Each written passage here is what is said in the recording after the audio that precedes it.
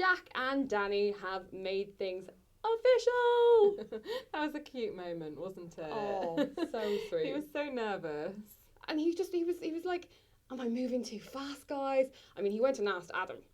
Of all people. What I don't understand is the Islanders keep going to Adam for advice.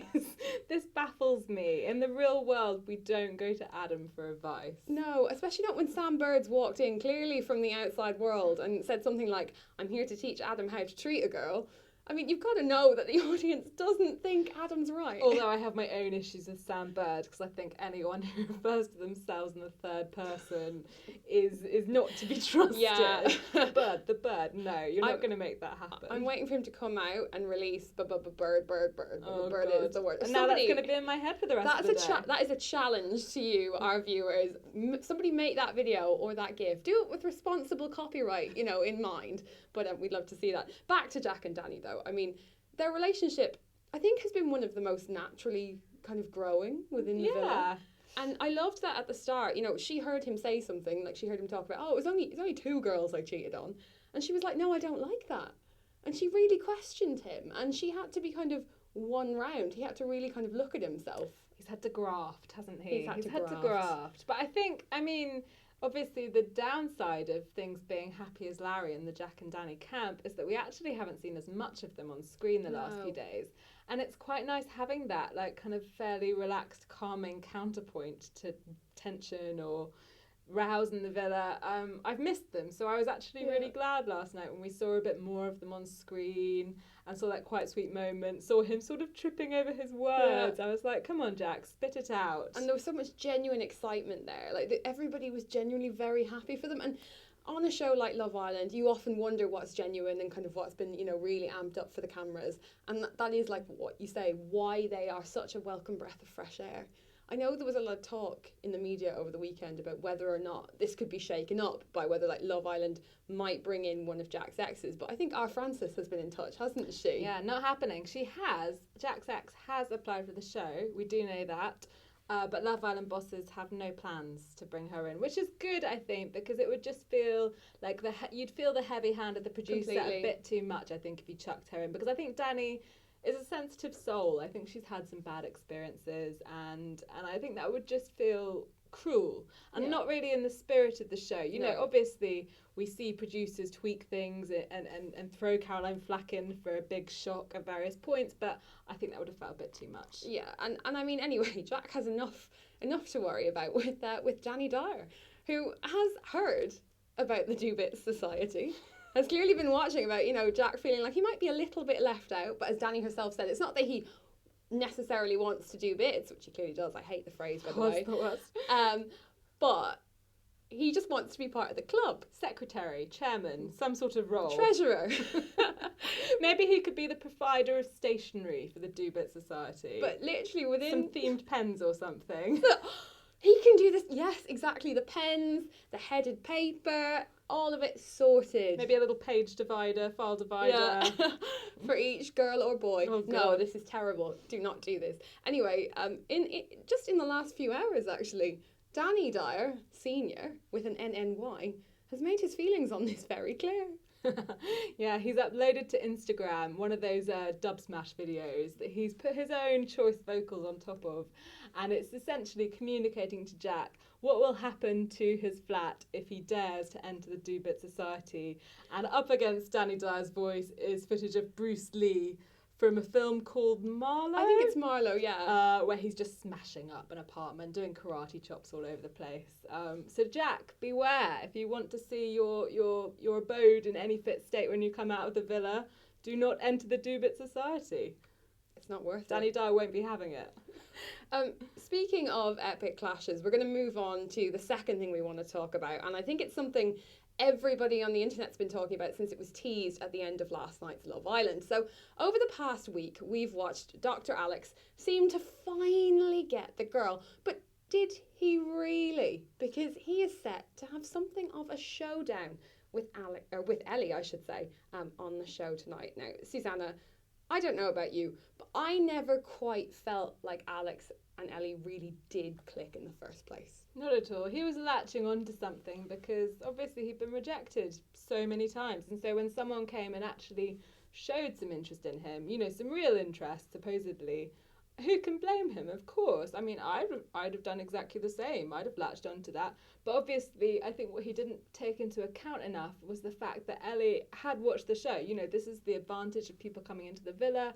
They've seen how the islanders are perceived. They've seen who's popular. They've seen who isn't popular. And of course, Alex is enormously popular. Mm-hmm. I think even everyone inside the villa knows that. So she makes a play for him. That makes sense. But I don't think he really thought about whether he actually gelled with her. And I think it was fairly clear to us pretty early on that he didn't. So I think this has been a long time coming and isn't really to anyone's surprise. I think what feels pretty cutting is, well, at least from Alex's perspective, it seems that the moment he recoupled with Ellie, that was when the effort stopped. And that's when you start to think, oh, was she playing games with me all along? Which are clearly the doubts he's starting to have. I agree. If you watch the show closely over the last kind of week or so, whenever we'd go to a group shot, say the Islanders running to a party or coming down to do a task, or even just, you know, being pictured sitting around when somebody was getting a text, they were just never together. I mean, I think Ellie made the point where she felt like a lot of what was happening with them was very staged.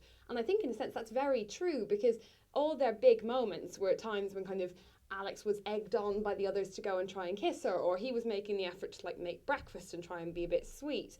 And I very rarely, unless she was maybe telling him why she felt something wasn't right, saw Ellie kind of coming to Alex. Now, of course, that can all be subject to how the show is edited. You know, we don't see 24 hours a day of what goes on. They need a live stream, guys, come on. But I do think that he has a point in that way. But, you know, I am Team Alex. I'm not going to lie. I think she kind of knew. I do think she did make some genuine efforts, and I think we've all kind of been there, haven't we, where we try something with somebody and we kind of realise it's not working and we genuinely don't know how to kind of let them down. And I think, I'm not necessarily saying she's done the right thing, again, Team Alex, but I think there is a certain element of it with it, there's a certain element of kind of a cringe as I watch it, because I'm like, oh gosh, I've been there. I know how awkward this is. But still, look after my Dr. Love. Yeah, and I think there are, like, you know, there's various elements to this. Obviously, she says something tonight where she's like, I'm not a bad person. I just tried something with someone and it hasn't worked. And that's, like you said, it's a relatable thing. I think what's happened in this situation, and obviously we've got to remember that Love Island is like a big old pressure cooker, but what's happened is she's known that she needs to have this conversation with Alex. She's avoiding it because obviously it's a really awkward conversation. But then he interprets that as, oh, she put in the effort, so I'd recouple with her. She's playing a game, and now that she knows she's safe in the villa, she's dropping me. So, you know, there's probably a little bit of cross wires. I think that's probably what leads to us seeing what it seems to be a different side of Alex from the one we've seen so far. You know, he's always been quite docile, quite mild-mannered, quite calm. I think we see him actually snap a little bit later, and who can blame him, really? Yeah. You know, it's been a tough ride for him. I mean, you see he's kind of painted as the clumsy one, you know, the sunburned one, the one that nobody's really that bothered with, nobody's jumping at.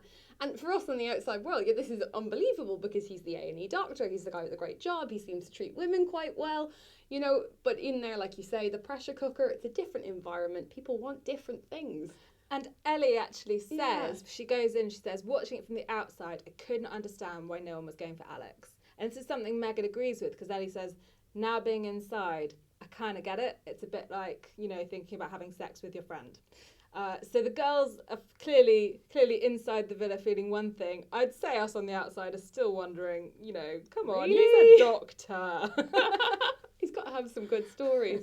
A very nice doctor. Yeah. Not one of those nasty doctors. He's a great doctor. Yeah. I mean, you mentioned Megan there. And this takes us to topic number 3 of the day.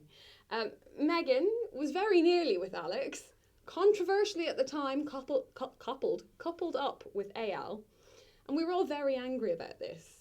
And then they seemed to actually kind of just suit each other, and they were getting on fine. But it's looking like there's going to be a little bit of trouble in paradise.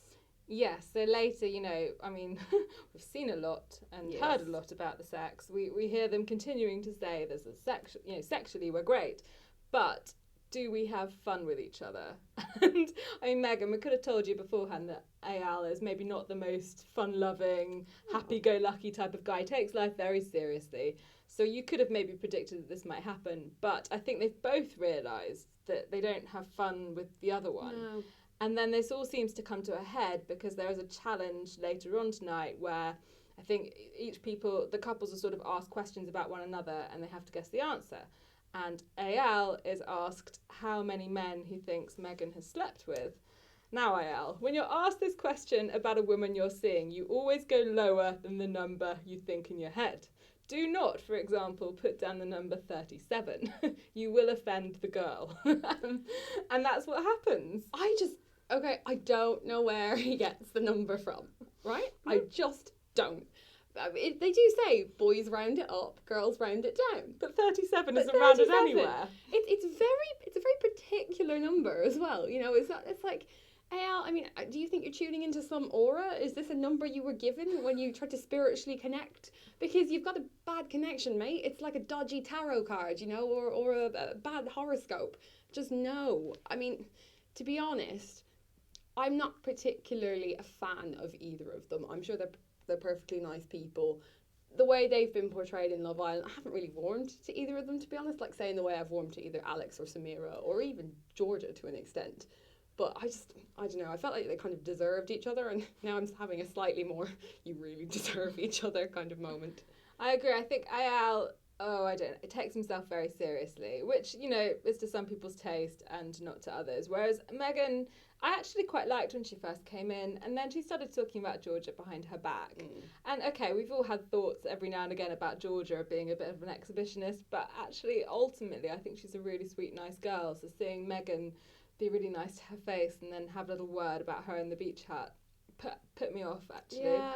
And actually, I think, Megan and I are both saying, why aren't we fun? Are they particularly fun people in the first place? And I feel like... Would we ever have predicted that relationship to be fun? They're kind of two people. I think you make a really good point there about when, kind of Megan was kind of talking about Georgia behind her back. They're two people who very much portray themselves as one thing. So Megan's always like, oh yeah, to Rosie, it shouldn't matter what a girl does. Why does the girl always get shamed? And then she's talking about the girls behind their back. And Eyal's like, oh, I'm so easygoing, I'm so spiritual. But look in the whole Alex situation. He was like a viper. He was on it. So, and then even when the new girls came in, he just said, oh, all my eggs aren't in the one basket. Yet a few days later, they really were. I'm just not going to go any further on that. I just think, I don't know if they'll crack, because I feel like they're both attention seeking and they know the value they are to each other. They're both sort of wedded to each other at this point. So I agree. I think this is almost drama for drama's sake. Yeah. But nice to see that it's not all sunny over in that land of Megan and Eyal. Exactly. And another place it isn't sunny is in the land of Wes and Laura. So we know Wes and Laura clashed last week. Finally seemed like all was well after Ellie told Wes she wasn't interested and Wes suddenly had another personality transplant. But now it looks as though they're set to clash again. I kind of feel like this was inevitable. I know. I mean, with these two, I do think when they're good, they're pretty good. And I individually really like them. Wes can be very funny. Laura, I think, Laura has demonstrated her maturity at points where it's really been needed. So, in the Adam situation where she took him aside, gave him the dressing down that he needed, and in a very articulate way. And I think actually she's got many of the girls, she's got their backs. And she's quite good at being, an ear to kind of pour out your emotion to. But I do think as personalities together, they seem to quite often misconstrue where the other one's coming from and buff it up against each other quite a lot. So yeah, I think this is that coming out I think again. they have this thing where he both brings out the best and the worst in her, so to speak. I don't know, it's like he does seem to make her feel very loved one minute, but then make her feel very insecure the next. And I don't know if that's more on her or on him. From kind of what I've watched, particularly last week, I felt like there were points last week where Wes was as bad as Adam in terms of the way he was speaking to Laura, like as Adam was speaking to Rosie. And so this week, this all kicks off, by the way, in the same challenge that Megan and Eyal are taking part in, because Wes lists two characteristics that he really dislikes in someone. And I think one's arrogance and the other is ignorance. And for Laura, this is a big deal because he's called her ignorant in front of everybody. And she's furious because then he's just kind of, I think, hitting maybe on the insecurity she had last week that Ellie was in the villa as well. Maybe it could be something to do with Laura knowing that all's not well between Ellie and Alex, and suddenly that worry that maybe Ellie is going to be free and floating around again is there, and she's not entirely sure that Wes will stick with her. I don't know, but it just does seem to set off another kind of volcanic eruption between the two of them. And I think this is kind of, it links back to a theme that I think we see over and over again in this year's Love Island and really last year's Love Island and probably every Love Island where young 20-something girls are appearing in a pressure cooker situation. You know, all these girls have lots of insecurities, largely because they've seemingly been messed around by men for the past 10, 15 years of their lives.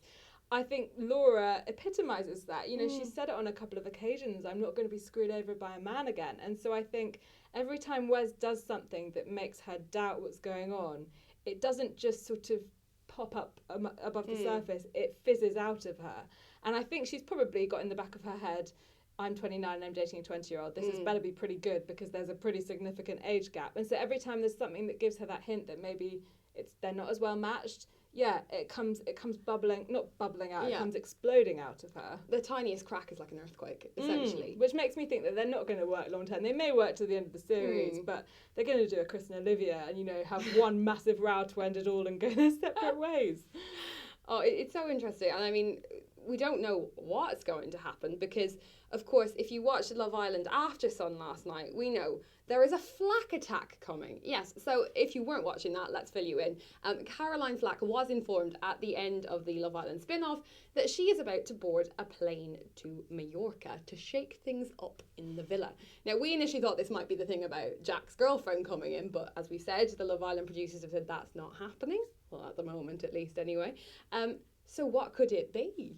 What could it be, Sarah? Well, I mean, we have our Love Island expert, Francis, has speculated that we could see a repeat of what happened last year, which would see, for example, the girls in the villa or voting for their three, least popular girls, and then the boys having to decide which of the three of them goes home. I think that was how Jess went last year. Or we could see the reverse, the most popular, the least popular boys are voted for, and then those three then get judged by their fellow islanders. Exactly. So, we could see the group vote for their least favourite couple and then that couple get booted. We don't know. No. But we suspect it could be something along those lines. I would be surprised if all the islanders who are in the villa now are still in the villa at the end of the week.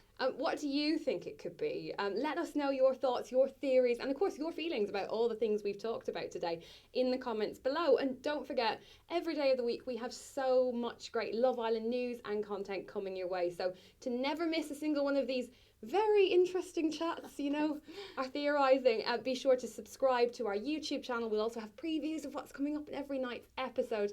And of course, if you head to radiotimes.com, you can read all of our musings, including our Love Island aficionado Francis Taylor's daily updates every single day of the week. But until our next Love Island broadcast, I've been Sarah. I've been Susanna. Thanks so much for watching and goodbye. Bye.